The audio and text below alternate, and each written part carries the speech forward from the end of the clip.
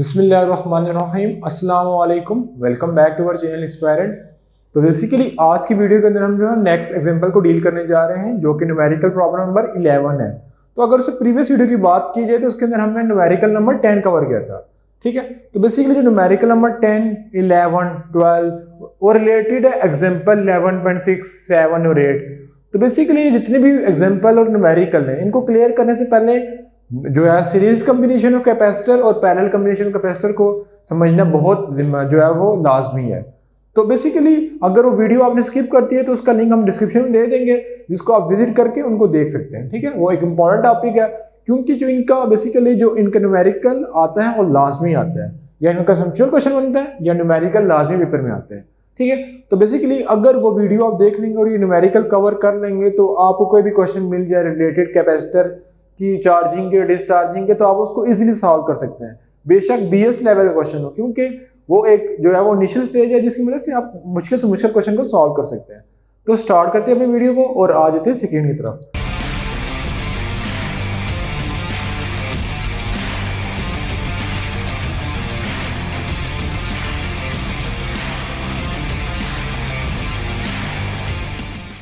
तो बेसिकली अगर देखा जाए क्वेश्चन नंबर 11 की तरफ, ठीक है। तो क्वेश्चन नंबर 11 में हमारे पास क्या लिखा हुआ है? तो बेसिकली जैसे दूसरे क्वेश्चन के हम स्टेटमेंट को 3-4 बार पढ़ लेते हैं, इसके स्टेटमेंट में कुछ है ही नहीं, क्योंकि लिखा find charge on 5 microcoulomb capacitor. हमने चार्ज फाइंड करना है, यानी क्यू फाइंड करना है अक्रॉस 5 माइक्रोकूलम के अक्रॉस, ठीक है। तो अगर showing in a diagram in circuit diagram, तो सर्किट डायग्राम को हम देख लेते हैं कि इसके अंदर क्या क्या है। तो अगर सर्किट डायग्राम को देखा जाए तो हमारे पास 3 कैपेसिटर गिवन है। मैं क्या है तो C1 2 माइक्रोफैरड है, C2 5 microfarad and C3 is equal to 3 microfarad. फिर फर्दर गौर किया जाए तो हमने फाइंड क्या करना है, हमने फाइंड करना है चार्ज ऑन 5 माइक्रोकूलम, यानी Q2 हमने फाइंड करना है, ठीक है। अब देखते हैं हमारे पास गिवन क्या है। C1 की वैल्यू गिवन है, C2 की वैल्यू गिवन है, C3 की वैल्यू गिवन है एंड V टोटल गिवन है। बाकी सारी की सारी चीजें हमें फाइंड करनी पड़ेंगी अगर हमने Q2 कैलकुलेट करना है, ठीक है। तो अब यहां तक क्लियर करने के बाद हम देखते हैं कि हमारे पास ये डायग्राम हमें क्या कह रही है। तो अगर डायग्राम की तरफ फोकस कीजिए तो हमें कह रही है C1 and C2 are connected in parallel, ठीक है। और C1 एंड C2 अब आपस में किसमें कनेक्टेड है? पैरेलल में। और जो उसका इक्विवेलेंट आएगा वो कनेक्टेड हो जाएगा C3 के साथ सीरीज में। यानी अगर मैं यहां पे लिखूं तो मैं लिखूंगा कि C1 and C2 are connected in parallel and their equivalent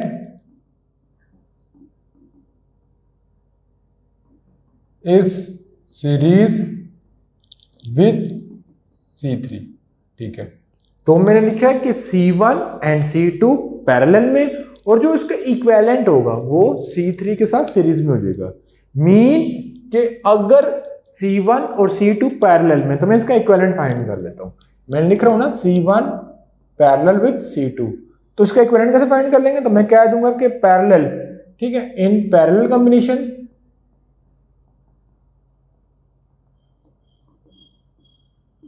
हमारे पास क्या होता है?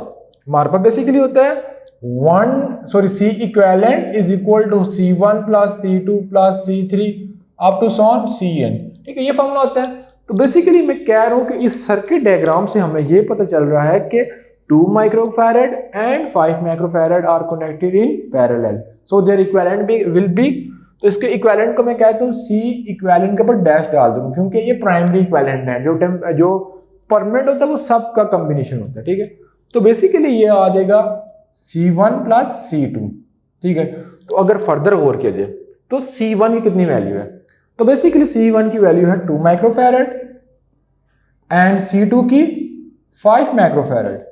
जब इन दोनों को ऐड कर देंगे तो हमारे पास हो जाएगा 7 माइक्रोफैरड, यानी मेरे पास C इक्विवेलेंट प्राइम कितना आ गया? 7 माइक्रोफैरड, ठीक है।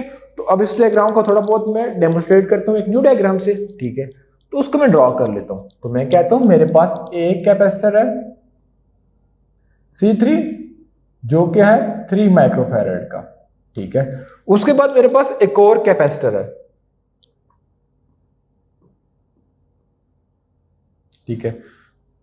फिर इसके साथ मैं बैटरी को कनेक्ट कर देता हूं।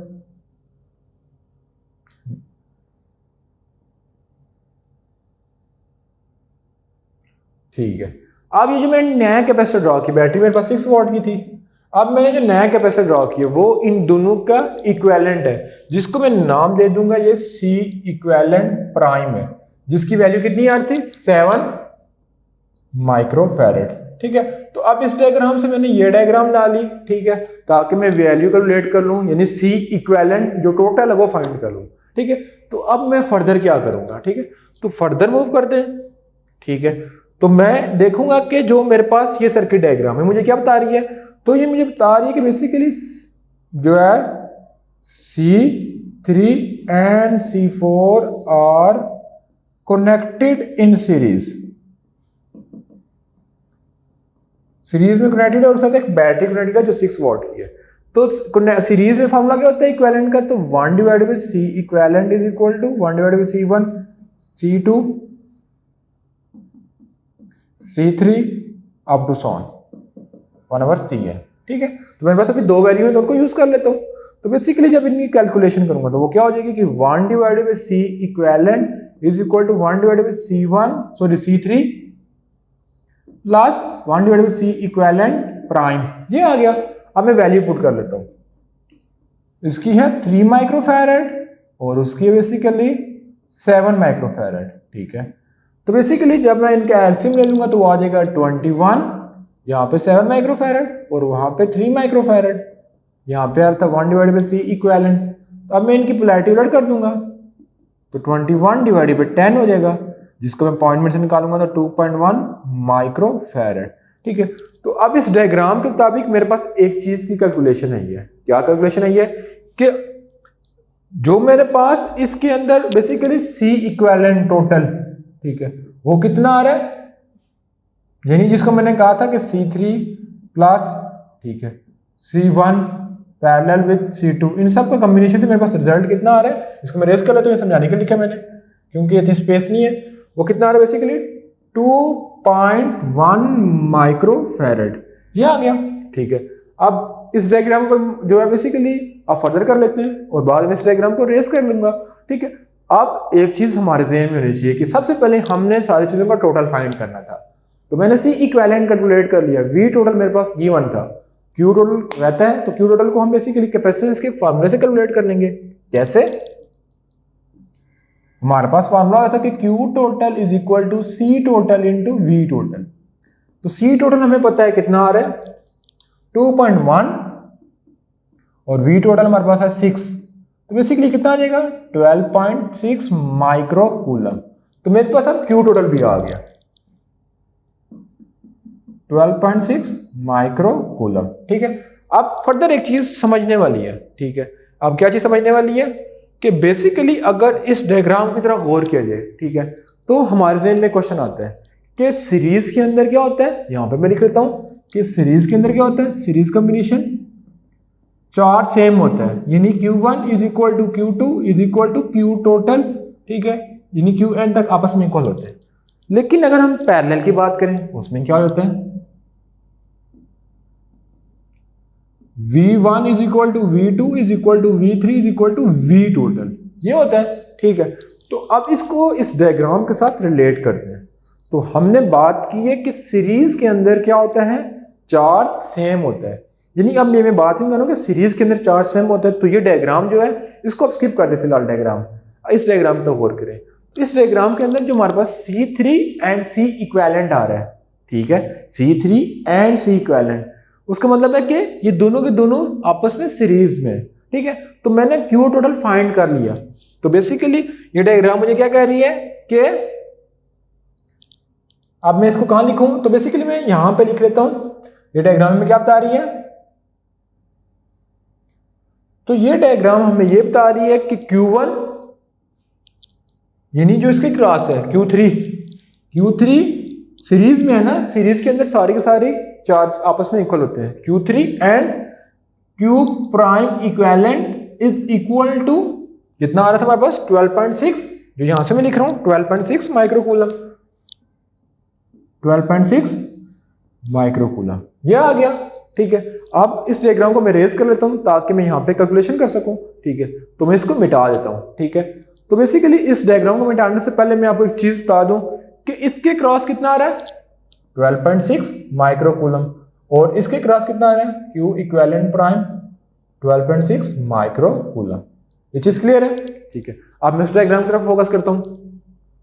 तो इस डायग्राम को मैं रेस कर लेता हूं, पहले मैं इस डायग्राम को बना लेता हूं ताकि मैं इसको रेस कर सकूं।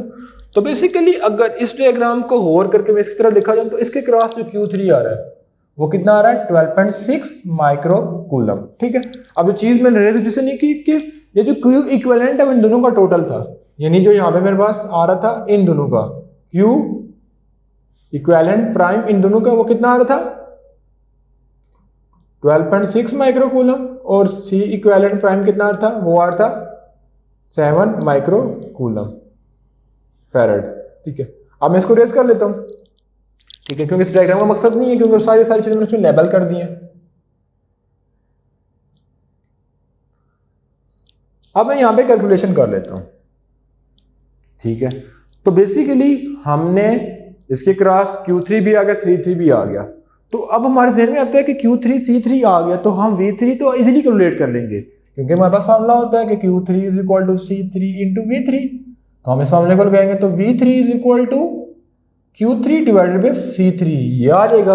अब जस्ट मैंने वैल्यू को इंप्लीमेंट कर देना है। क्या वैल्यू को इंप्लीमेंट कर देना है कि Q3 मेरे पास कितना है 12.6 और V3 कितना था C3 सॉरी 3 आ गया था, तो मैं करूंगा तो 4.2 वॉट आ जाएगा, क्योंकि अब मैंने V3 भी कैलकुलेट कर लिया। तो यहाँ पे V3 कितना आ रहा है 4.2 वॉल्ट। ठीक है, अब जेन में क्वेश्चन आता है, क्वेश्चन क्या आता है कि इसके अक्रॉस 4.2 आ रहा है, तो इन दोनों के क्रॉस जो आ रहा होगा C इक्विवेलेंट 3 वो कितना आ रहा होगा, यानी V टोटल इन दोनों के क्रॉस कितना आ रहा होगा।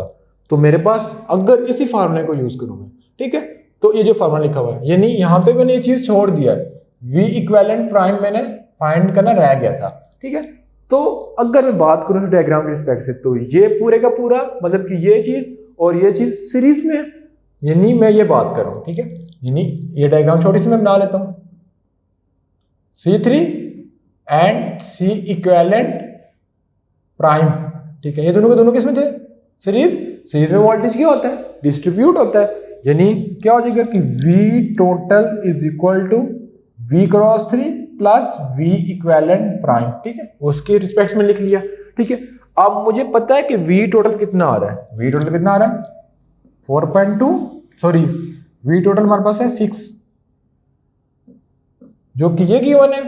ठीक है, V3 कितना आ रहा है 4.2, V इक्विवेलेंट हमने फाइंड करना था, तो हो जाएगा V equivalent is equal to 6 minus 4.2, जो कि आ जाएगा 1.8 वॉट। ठीक है, अब मेरे पास V इक्विवेलेंट भी आ गया है, जो कि यहाँ पे मैं लिख लेता हूँ कि V इक्विवेलेंट 1.8 वॉट। ठीक है, यहाँ तक क्लियर है। अब मैं कह रहा हूँ कि इसके क्रॉस पूरे के क्रॉस V इक्विवेलेंट कितना है 1.8 वॉट। तो अब फर्दर एक चीज गौर करने वाली है। ठीक है, अब ये चीज बड़े ध्यान से सुननी है। अब इस पूरे के क्रॉस यानी इन दोनों कैपेसिटर के क्रॉस जो वोल्टेज आ रहा है वो कितना आ रहा है 1.8 वोल्ट। ठीक है, तो ये दोनों किस में कनेक्टेड है, पैरेलल में। तो पैरेलल में क्या कहा था कि V1 V2 is equal to V total. अब इन दोनों के क्रॉस V टोटल कितना आ रहा था 1.8, यानी क्या हो जाएगा कि V1 is equal to V2 is equal to V equivalent prime, दोनों आपस में इक्वल हो जाएंगे। तो V1 भी कितना हो जाएगा 1.8, V2 भी कितना हो जाएगा 1.8 वोल्ट, यानी जो इसके क्रॉस वोल्टेज आ रहा है V1 1.8 वोल्ट और V2 भी 1.8 वोल्ट, ये आ गया। अब सारी चीजें हमने कैलकुलेट कर ली हैं, अब जो चीज हमें चाहिए वो देख लेते हैं। हमने जो चीज फाइंड करनी थी कि फाइंड चार्ज ऑन 5 माइक्रोकूलम, यानी Q2 फाइंड करना था। सिंपल इसका फॉर्मूला लिख लेंगे तो उससे हमारे पास कैलकुलेशन आ जाएगी। तो मैं लिख लूंगा कि Q total is equal Q2 is equal to C2 V2 and C2 is equal to 5 microfarad. ठीक है, and V2 is equal to 1.8 volt. इसको करूंगा तो बेसिकली तकरीबन 6 माइक्रो कूलम आ जाएगा। ठीक है, तो ये टोटल कितना आ रहा है 6 माइक्रो कूलम, जो चीज हमने फाइंड करनी थी। अब इस पूरी चीज में हमने क्या चीज फाइंड करेंगे, पूरी कैलकुलेशन की सिर्फ V2 को कैलकुलेट करनी है जो कि 1.8 आ रही थी, उसको कैलकुलेट करने के लिए हमने इतनी बड़ी डेरिवेशन की है। ठीक है, तो बेसिकली ये थी आज की वीडियो। तो बेसिकली अगर ये क्वेश्चन आपको समझ आ गए तो मैं गारंटी से कह देता हूँ कि अगर आपको कोई भी क्वेश्चन दिया जाए, यानी डिफिकल्ट क्वेश्चन दिया जाए, यानी 4 कैपेसिटर पैरेलल में लगा दें, 2 कैपेसिटर पैरेलल में लगा दें, या 5 कैपेसिटर पैरेलल में लगा दें, उसके साथ 3 सीरीज में लगा दें, तो वो आप कर सकते हैं। ठीक है, तो ये एक इंपॉर्टेंट क्वेश्चन था और एक बेसिक क्वेश्चन था, जिसकी मदद से आप पूरी की पूरी series combination and parallel combination of capacitor को इजीली समझ सकते हैं। ठीक है, तो बेसिकली ये थी आज की वीडियो, जिसके अंदर हमने बेसिकली क्वेश्चन नंबर 11 को बहुत डिटेल में देखा। ठीक है, अगर इसके अलावा अगर आपको कोई भी क्वेश्चन है या कोई भी क्वेरी हो तो आप हमसे डायरेक्टली कॉन्टैक्ट कर सकते हैं थ्रू आवर व्हाट्सएप, या हमारा फेसबुक पे पेज होगा इंस्पायरेंट के नाम से, उधर आप हमें कमेंट सेक्शन पे मैसेज कर सकते हैं या कमेंट कर देना, तो इंशाल्लाह उसका आपको आंसर जल्द से जल्द दिया जाएगा। ठीक है, तो बेसिकली अगर ये वीडियो आपको अच्छी लगे तो सब्सक्राइब कर दें और अपने दोस्तों से शेयर करें ताकि उनके भी इंफॉर्मेशन में इजाफा। तो बेसिकली ये थी आज की वीडियो, और इंशाल्लाह मिलेंगे नेक्स्ट वीडियो के अंदर, जिसके अंदर हम एक नई वीडियो को लेके आएंगे, जिसके अंदर न्यूमेरिकल नंबर 11 तो हमने कर लिया लेकिन 12 रहता है, तो उसको डील करेंगे। तो इंशाल्लाह मिलेंगे नेक्स्ट पार्ट में, तब तक अल्लाह हाफिज।